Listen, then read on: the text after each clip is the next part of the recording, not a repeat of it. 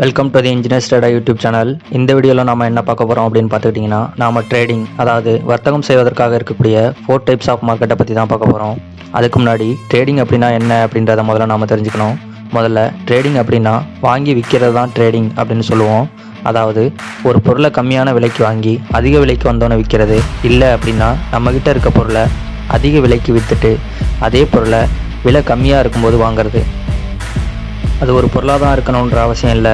அது ஒரு கோல்டாகவும் இருக்கலாம், இல்லைன்னா ஒரு லேண்டாக கூட இருக்கலாம். இந்த வர்த்தகம் தான் உலகம் முழுக்க நடந்துகிட்ருக்கு. இதை தான் நாம் ட்ரேடிங் அப்படின்னு சொல்கிறோம்.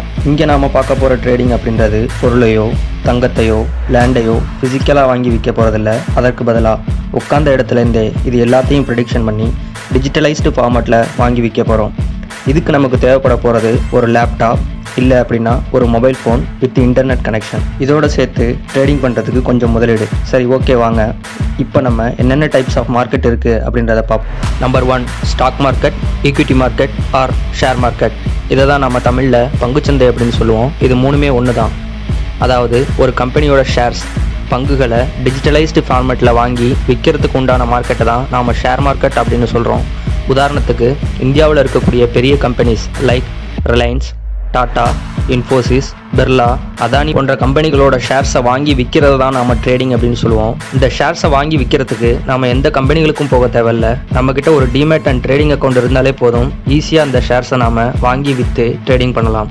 மார்க்கெட்டோட ஓப்பனிங் டைம் பார்த்தீங்க அப்படின்னா morning 9:15 AM and closing time பார்த்தீங்கன்னா 3:30 PM. மண்டே டு ஃப்ரைடே மட்டும்தான் இந்த மார்க்கெட்டில் நாம் ட்ரேட் பண்ண முடியும். இப்போ நாம் பார்க்க போகிற market number 2 is commodity market, அதாவது பொருள் சந்தை. இதை தான் நாம் MCX multi commodity exchange, NCDEX national commodity exchange அப்படின்னு சொல்லுவோம். அதாவது ஒரு கம்பெனி ஷேர்ஸ் இல்லாமல் அத்தியாவசிய பொருட்களில் ட்ரேட் பண்ணுறது.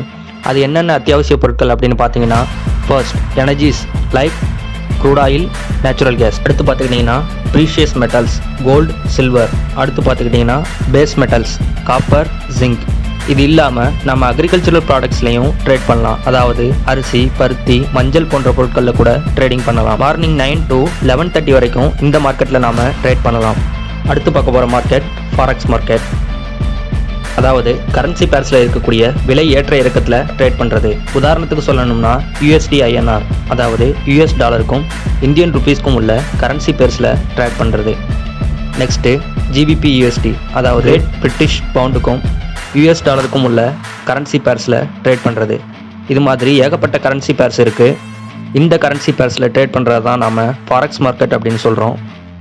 இந்த மார்க்கெட்டில் மண்டே டு ஃப்ரைடே 24 ஹவர்ஸும் நாம் ட்ரேட் பண்ணலாம். அடுத்து பார்க்க போகிற market number 4, crypto currency market. இதை நாம் ஒரு கண்ணுக்கு தெரியாத டிஜிட்டல் கரன்சி அப்படின்னு கூட சொல்லலாம்.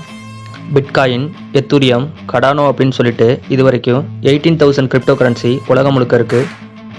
இந்த கிரிப்டோ கரன்சியில் ட்ரேட் பண்ணுறதுக்கு வஸ்ரெக்ஸ், காயின் DCX மாதிரியான கிரிப்டோ கரன்சி எக்ஸ்சேஞ்ச் ஆப் மட்டும் நம்மக்கிட்ட இருந்தால் போதும். இந்த கிரிப்டோ கரன்சியில் 24/7 எப்போ வேணுமோ நாம் ட்ரேடிங் பண்ணலாம். இதில் நீங்கள் ஆல்ரெடி ட்ரேட் பண்ணிட்டு இருந்தால் நீங்கள் எந்த மார்க்கெட்டில் அதிகமாக ட்ரேட் பண்ணிட்டு இருக்கீங்க அப்படின்றத கமெண்ட்ஸில் லீவ் பண்ணுங்கள். இல்லை இப்போ தான் நீங்கள் இந்த மார்க்கெட்ஸை பற்றி தெரிஞ்சுக்கிறீங்க அப்படின்னா இதில் எந்த மார்க்கெட்ஸை பற்றி நீங்கள் தெரிஞ்சுக்க ரொம்ப ஆர்வமாக இருக்கீங்க அப்படின்றத கமெண்ட்ஸில் லீவ் பண்ணுங்கள். தேங்க்யூ.